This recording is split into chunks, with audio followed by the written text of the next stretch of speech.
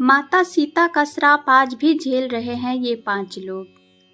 पटना के गया जी में विष्णुपद मंदिर है जो सनातन धर्म की मोक्ष स्थली है, लेकिन विष्णु पर चढ़ने वाला तुलसी का एक पौधा वहां नजर नहीं आएगा। कहा जाता है कि 5 वस्तु श्रापित है: कौआ, फल्गु नदी, तुलसी, ब्राह्मण व गाय। माता सीता ने इन्हें श्राप दे रखा है। यही कारण है कि यहाँ तुलसी का एक भी पौधा नहीं उगता है। महाब्राह्मण अर्थात महापात्र कभी संतुष्ट नहीं होते हैं। फल्गु नदी में कभी पानी नहीं ठहरता। कौआ हमेशा लड़ झगड़ कर ही खा पाता है। ये सब बातें सदियों से चली आ रही हैं, उस परंपरा की है जिसे हम आज भी पूरी मान्यता और विश्वास के साथ ग्रहण करते हैं। भूख से व्याकुल दशरथ ने सीता के हाथों से लिया था पिंडदान। रामायण में वर्णित घटना के अनुसार वनवास के दौरान भगवान राम, लक्ष्मण और माता सीता पितृपक्ष में श्राद्ध करने के लिए बिहार के गया पहुंचे। वहां महाब्राह्मण ने राम और लक्ष्मण को श्राद्ध कर्म के लिए आवश्यक सामग्री जुटाने के लिए कहा।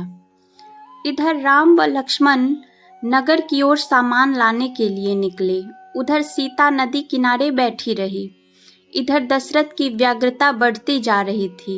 राम और लक्ष्मण नहीं लौटे थे। इसी दौरान भूख से व्याकुल दशरथ ने सीता से पिंड की मांग कर दी। सीता असमंजस में पड़ गई। सीता ने दशरथ की व्याकुलता को समझते हुए यह निर्णय लिया कि वह स्वयं अपने ससुर दशरथ को पिंडदान करेंगी। उन्होंने फल्गु नदी के साथ साथ वट वृक्ष, कौआ, तुलसी, ब्राह्मण व गाय को साक्षी मानकर स्वर्गीय राजा दशरथ का पिंडदान विधि विधान के साथ किया। जैसे ही उन्होंने हाथ जोड़कर प्रार्थना की तो राजा दशरथ ने सीता का पिंड स्वीकार कर लिया। सीता इस बात से प्रफुल्लित हुई। उनकी पूजा दशरथ ने स्वीकार कर ली है। राम जब लौटे तो उन्होंने सीता पर विश्वास नहीं किया। वो इस बात को मानने से इनकार कर गए। उन्होंने कहा कि पिंडदान पुत्र के बिना नहीं हो सकता है।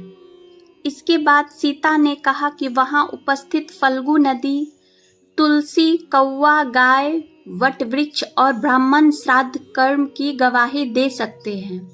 राम ने जब इन सब से पिंडदान के संबंध में पूछा तो फल्गु नदी, गाय, कौआ, तुलसी और ब्राह्मण 5 ने झूठ बोल दिया। सबने एक स्वर में गवाही दे दी कि सीता ने कोई पिंडदान नहीं किया है। लेकिन वट वृक्ष ने सत्य का साथ दिया। उसने राम से कहा कि सीता ने सबको साक्षी मानकर विधि पूर्वक राजा दशरथ का पिंडदान किया है।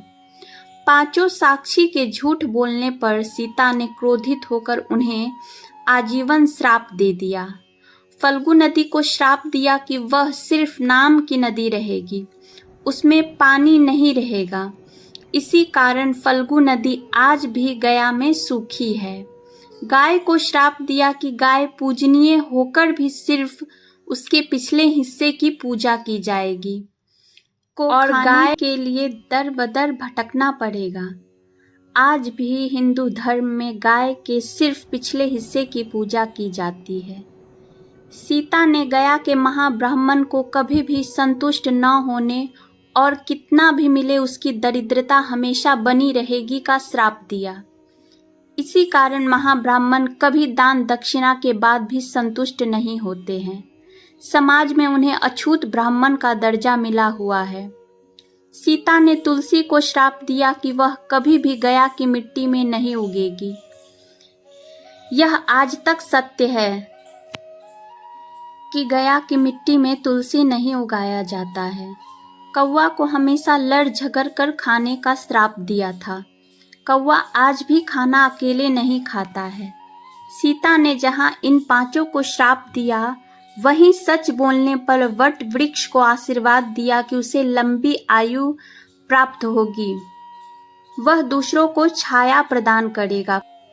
पतिव्रता स्त्री उनका स्मरण करके अपने पति के दीर्घायु की कामना करेगी।